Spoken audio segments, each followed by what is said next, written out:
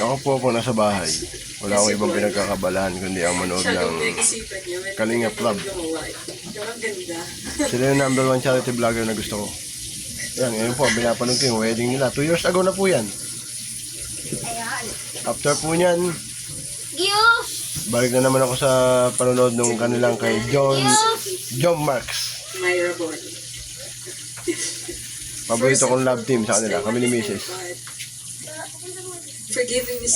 Alaga galing sa trabaho. Yan, YouTube ako. Yan ang pinapanood ko, Kalingap Club episode. Yung mga past at yung mga present, yan po pinapanood ko sa kanila.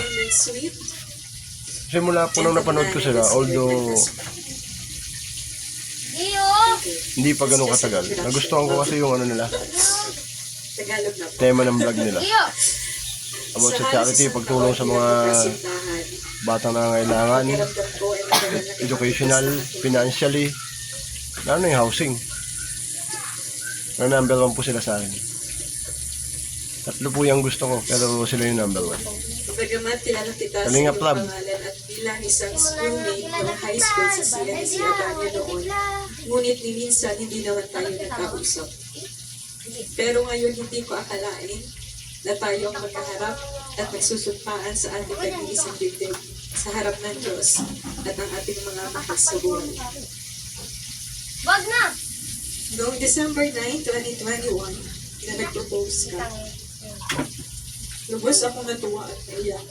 Lalo nung sinabi mo mismo sa akin, nasa kasalan din naman ang punta, bakit patatagalin ko? Kay Kuya Bal po pala at kay Mami ni Kalingap Club, mabuhay po kayo.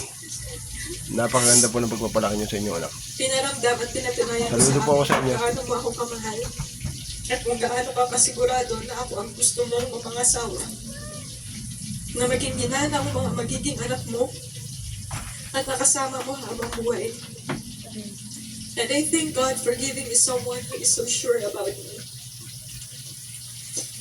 I promise that I'll always be here for you, your makulit friend of love. Kung bakit ko po sila nagustuhan. Maganda po kasi yung mga content nila. From the beginning po. Papatawanin ka dahil paborito ko ang tawa mo.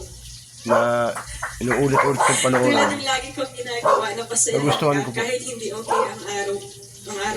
Mabuhay po kayo Kalingap Club. Sana marami pa sumuporta na sobra-sobra sa kanila. Sa mga nais Kasi kay Kuya lalo Bal. sa adikain. Ang ganda ng adikain niya po. Mabuhay po kayo sir.